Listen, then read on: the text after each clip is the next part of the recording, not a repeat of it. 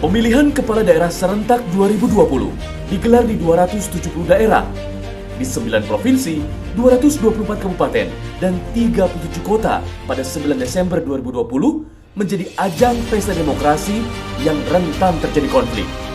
Beragam kasus tindak pidana pemilihan serentak kerap terjadi, dari mulai tahap pencalonan, tahap pemungutan suara, hingga tahap rekapitulasi suara.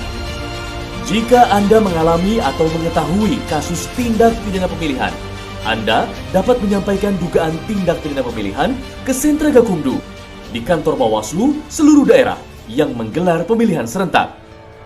Sentra Gakumdu memiliki kewenangan untuk mengumpulkan dan mendalami bukti-bukti pelanggaran, memverifikasi, dan mengidentifikasi. Sentra Gakumdu diatur dalam peraturan bersama antara Ketua Badan Pengawas Pemilu, Kepala Kepolisian RI, dan Jaksa Agung RI.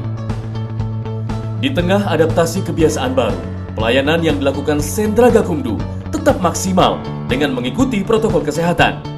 Pelapor wajib menggunakan masker, melakukan cek suhu tubuh, mencuci tangan, membatasi jumlah pelapor dan saksi, serta menjaga jarak.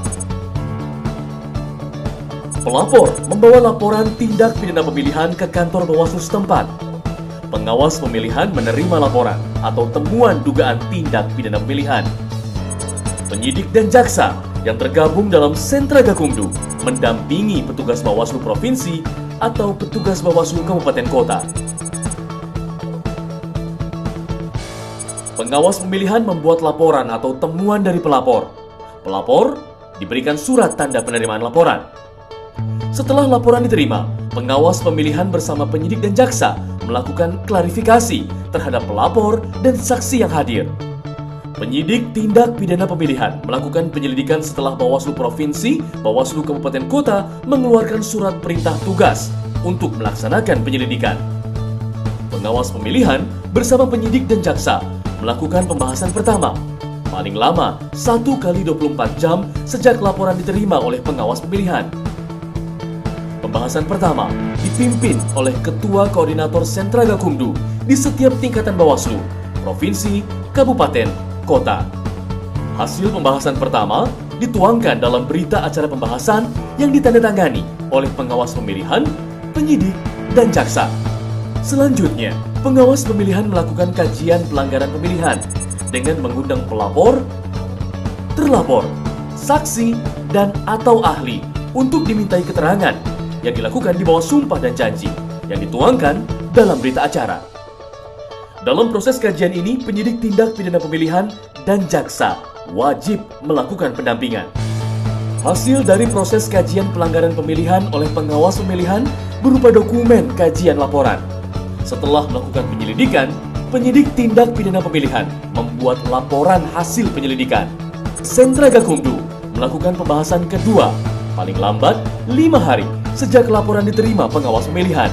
Pembahasan kedua dipimpin oleh Ketua Koordinator Sentra Gakumdu untuk menentukan laporan atau temuan masuk dalam dugaan tindak pidana pemilihan atau tidak dengan didukung minimal 2 alat bukti.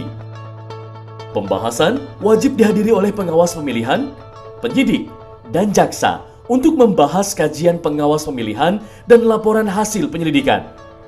Hasil rapat pembahasan kedua ini wajib memutuskan untuk melanjutkan laporan atau temuan ke tahap penyidikan atau menghentikan penanganan laporan atau temuan. Hasil pembahasan kedua dituangkan dalam berita acara pembahasan yang ditandatangani oleh pengawas pemilihan, penyidik, dan jaksa. Kajian dan laporan hasil penyelidikan menjadi dasar pengawas pemilihan memutuskan dalam rapat pleno.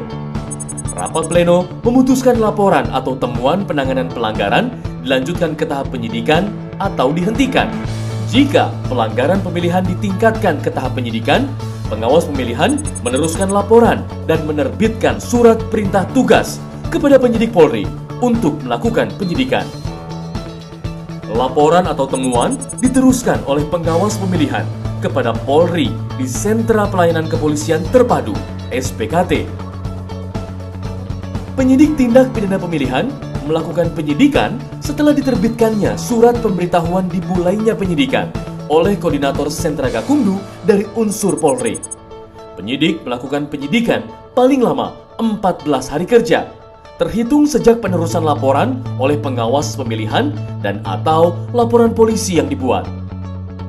Pembahasan ketiga dilakukan selama proses penyidikan berlangsung. Pembahasan ketiga dapat menghasilkan kesimpulan berupa penyerahan berkas perkara kepada penuntut umum. Dituangkan dalam berita acara yang ditandatangani oleh pengawas pemilihan, penyidik, dan jaksa. Penyidik menyampaikan hasil penyidikan disertai berkas perkara kepada penuntut umum paling lama 14 hari kerja, terhitung sejak penerusan laporan oleh pengawas pemilihan dan atau saat laporan polisi dibuat. Jika hasil penyidikan belum lengkap, penuntut umum diberikan waktu 3 hari kerja untuk mengembalikan berkas perkara kepada penyidik disertai dengan petunjuk. Penyidik mengembalikan berkas perkara kepada penuntut umum paling lama 3 hari kerja setelah melaksanakan penyidikan tambahan sesuai petunjuk penuntut umum.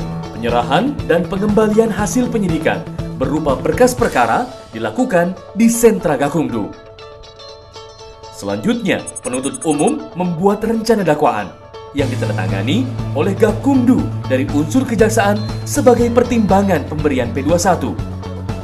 Setelah berkas dinyatakan lengkap, jaksa mengeluarkan P21.